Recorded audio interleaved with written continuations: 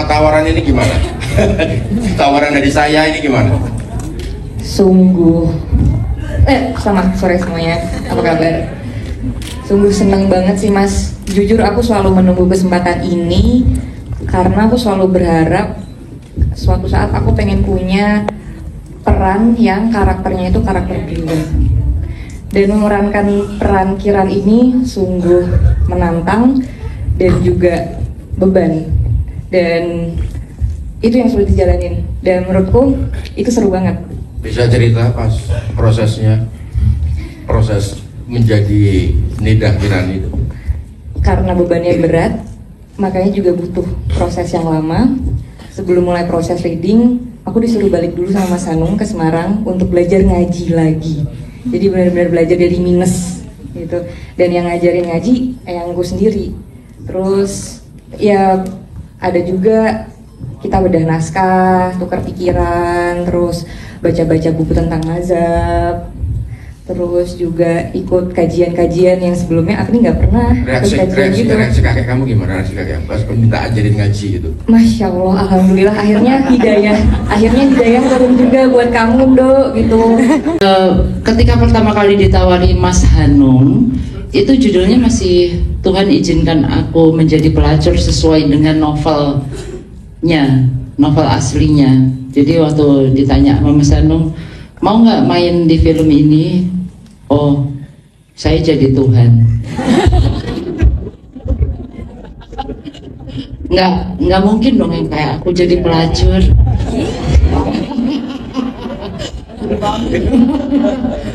Ya, ketika saya baca skrip ini, menurut saya harus ada. Saya berterima kasih diberi kesempatan berada di film ini.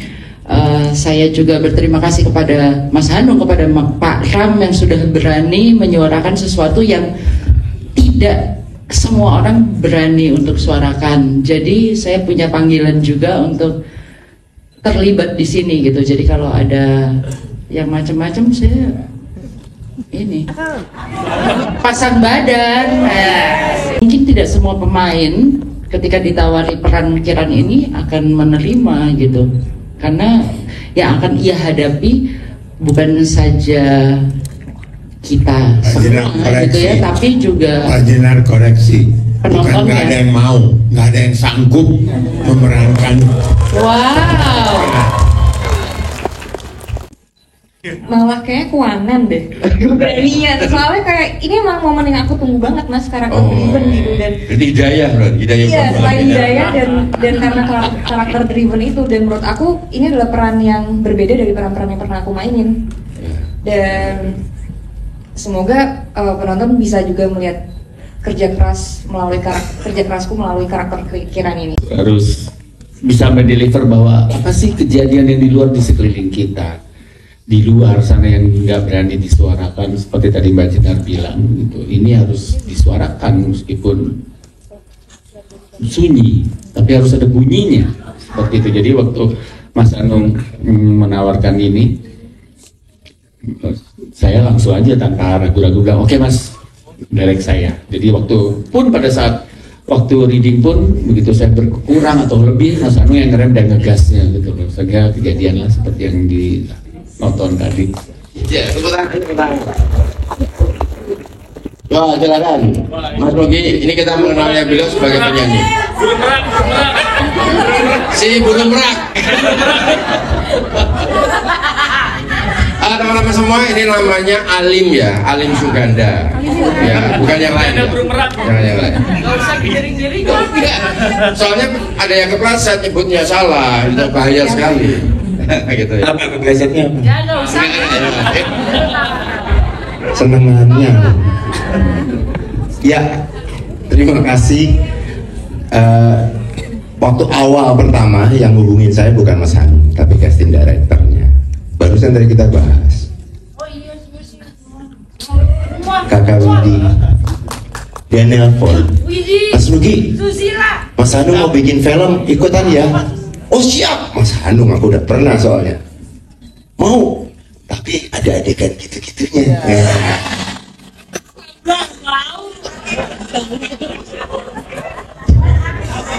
Mas Duki aman nggak? Jujur sih aku langsung gitu ya, karena anak-anakku masih ABG, masa ngeliat bapaknya zaman dulu.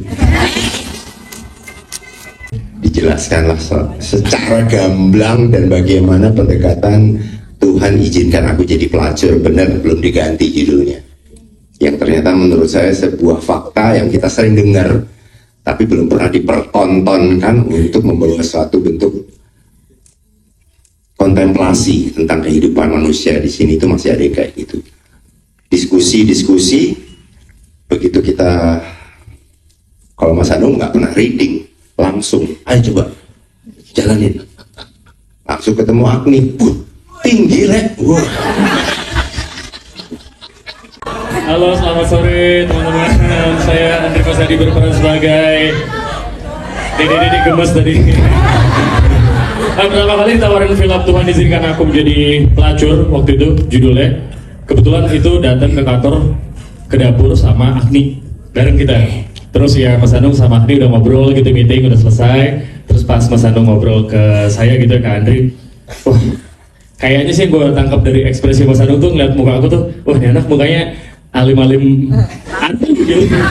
Jadi kan Andri kamu jadi darul ya gitu. Wah pas aku baca, wah iya lagi gitu.